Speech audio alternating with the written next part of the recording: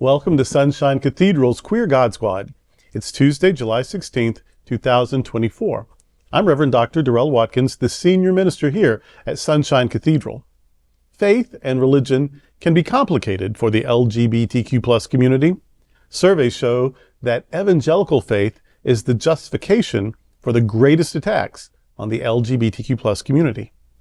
I am Reverend Kevin Tisdall, the Minister of Education. The Queer God Squad is going to explore our religious community. Let's explore the big news of the day and what it means to you. I am Reverend Dr. Ann Atwell, the Minister of Connections. This is live, and then we are available on demand. If our community is important to you, share this news with your friends and family. Join the conversation on your favorite streaming platform and social media. At Sunshine Cathedral, we're here to tell you that you are God's miracle, not God's mistake.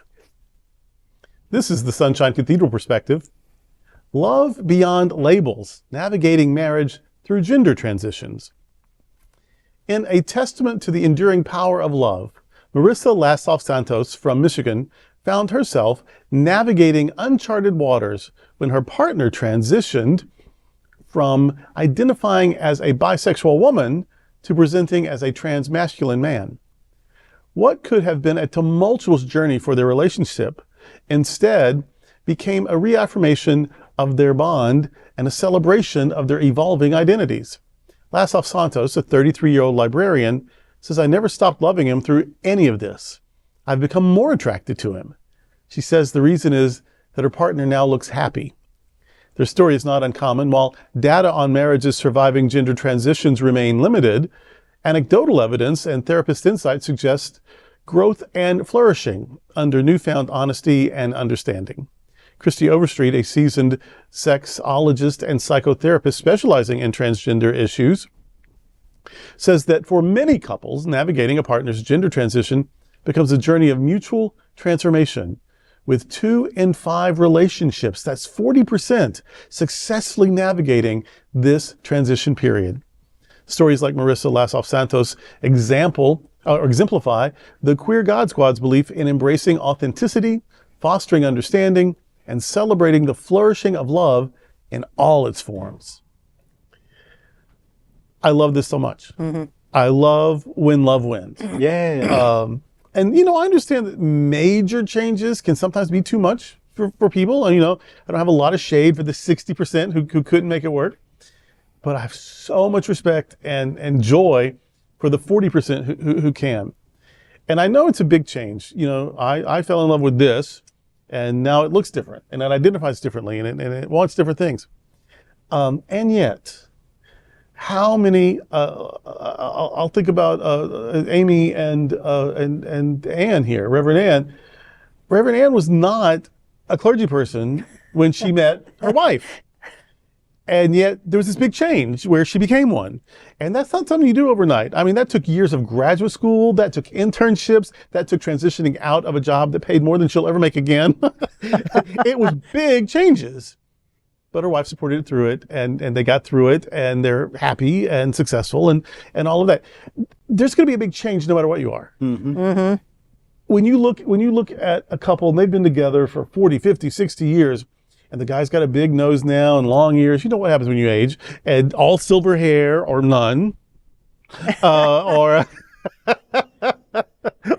some, just a little bit, or whatever. That's not how they started out in life. That's not what they look like in college. But you age and you change. Or, sometimes you gain a lot of weight or you lose a lot of weight. If I wanted some big bear guy and I got him, and then for some reason or another, he got skinny, I don't love him anymore? Yeah. You know what I mean? So there's going to be changes. If you get like osteoporosis, you're going to be, maybe what you were proud of is your height, and then you lose some of it. So what? Your partner, your wife, your husband, your lover just going to dump you because you're different now? So there's going to be, and if I always liked big guys and now my husband is skinny, okay. But here's the great thing. What he looked like was the hook. That was the cheese in the trap. Once you're together a while, it's so much more than that. Yeah. Yeah. Which is why when people lose toes or feet or an eye, or they go blind or they go deaf, or, whatever, like, the love doesn't change. Right. Like, yeah, the person I fell in love with could hear great. And now the person he doesn't hear so great or whatever. That's just change, right? But the person, I remember this one episode of The Golden Girls where Sophia with her husband, of course he had been dead, but so it was a flashback, but they were still, not spring chickens. And he was like in a sloppy t-shirt, and it was just a mess, like a tank top or whatever. And he gave her some compliment and walked off, and she just looked at the people in the room and she said, when I look at him, I see Errol Flynn. Yeah. And that's the way it is. Yeah. That is the way it is. You lose a lot of weight, you gain a lot of weight, you lose some height, you lose some hearing, you lose some hair, but you're still in love. I would like to think that even if the change was more dramatic, like my husband says, I've been struggling with this for years. I never said, I didn't know how to say, but I think I'm finally ready to explore, I might be a woman. I would like to think that I would just have so much joy for the courage he had to say that, for the transition is going to be a lot, the courage to face all that, and the courage he had to trust me with it. Yeah. I just think I would fall even more deeply in love with, at that point, her. Now, yeah, I am a gay man. I am a Kinsey 5.75. You know what I mean? But I'm so in love with my spouse.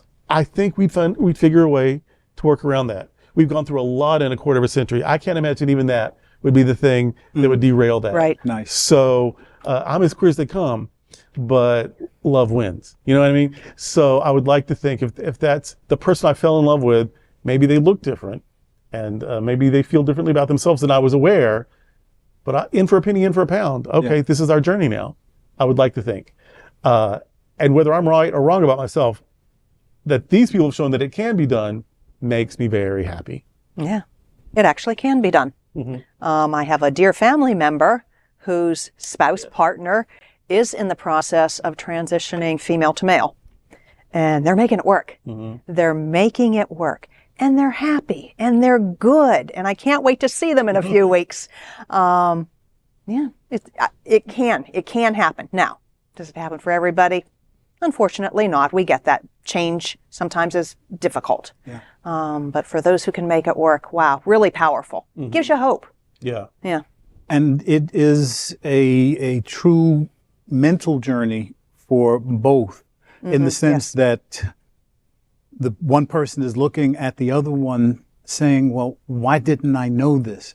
And I think more times than not, they're looking at that person and going, I always felt something. Yeah. I didn't quite know what it was, but I always felt as though you were hiding a part of yourself. Mm-hmm. So in the 40% that work, right, that partner was attuned to that their partner, but didn't quite know what they were hearing, what vibe they were getting. Yeah. So when they come out and say, this is who I truly am, that 40% that's succeeding knew somewhere that there was something going on. And in the story, when she says, I think I love him even more. Yeah, now, yeah.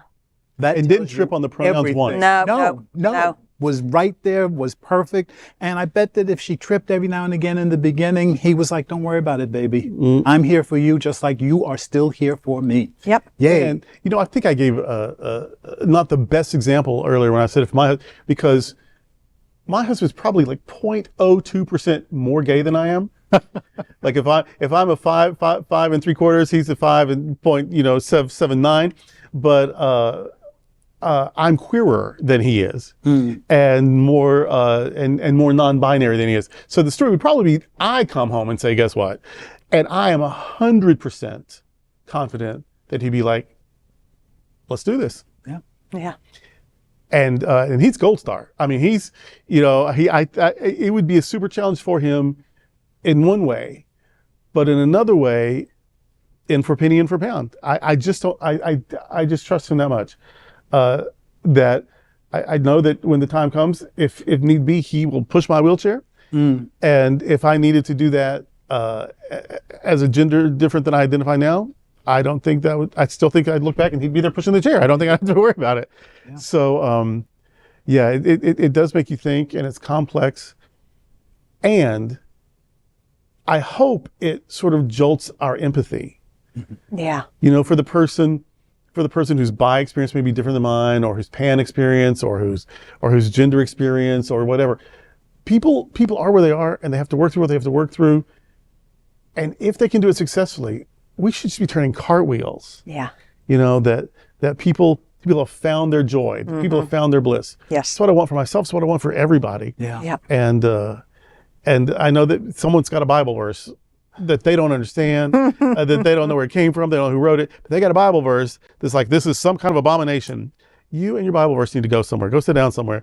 Because when people find joy and love and happiness, if you can't be happy for them, that is your dysfunction. That is your pathology. So these people, against a lot of odds, are so happy. Yeah. I would be a complete monster to not be happy for them. Absolutely. There's your Bible verse. There's your Bible verse. Well, that's today with the Queer God Squad. We want to thank you for joining us. We're here daily at 3 p.m. to have some fun and to discuss what our LGBTQ plus community is talking about. Sunshine Cathedral is the world's largest progressive queer church. Progressive, queer, and God are words that naturally should go together. And we are all in this together. Remember that. You are God's miracle, not God's mistake. Until next time, we are the Queer God Squad. Goodbye.